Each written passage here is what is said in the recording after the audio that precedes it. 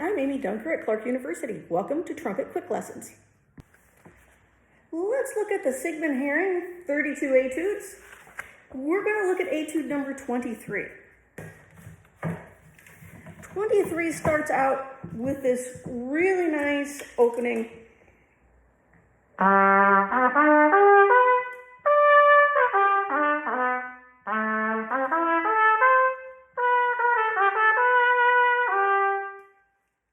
Okay, so if I'm going to practice this, one, I would play it legato. The tempo is moderato. It doesn't say anything about fanfare or anything like where you'd want to maybe play it a little shorter. If I'm struggling with, placing those notes, I would slur it.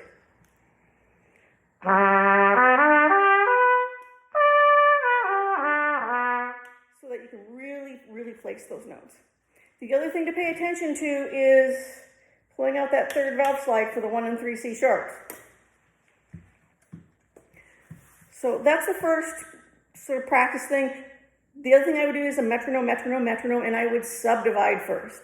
I would learn this at an eighth note equals 208. And just tap those eighth notes. Da, da, da, da, da, dee, da, da, dee, da.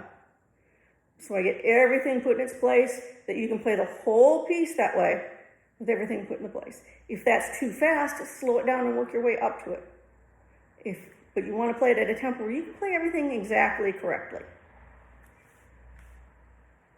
The next thing to look at with this is the 16th note passages in the third line. You have piano, sempre legato, always legato.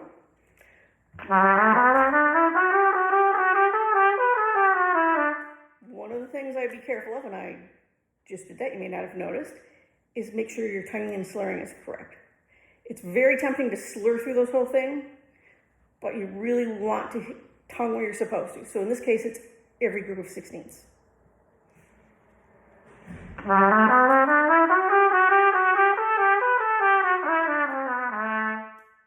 So on and so forth, keep it nice and smooth.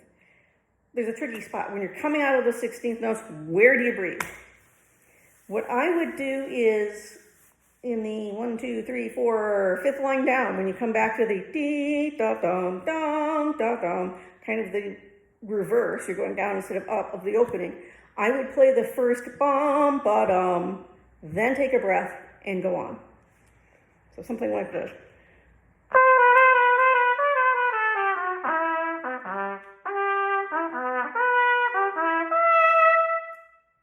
So if you kind of sneak a quick one in there, you should be able to get through the whole phrase.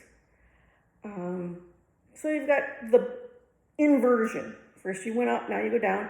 Again, at this spot, if you're having problems placing those notes, slur them.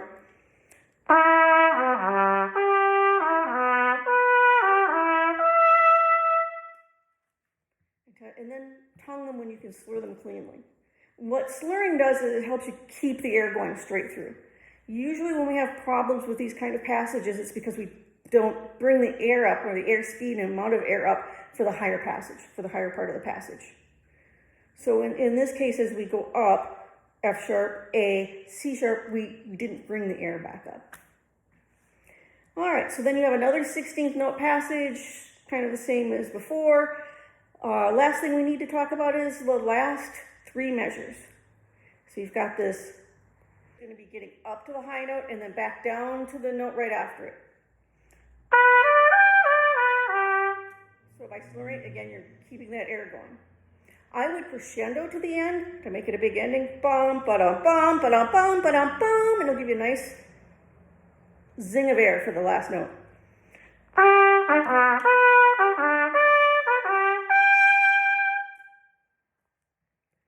Okay. Hope that gives you some ideas about how to practice this etude.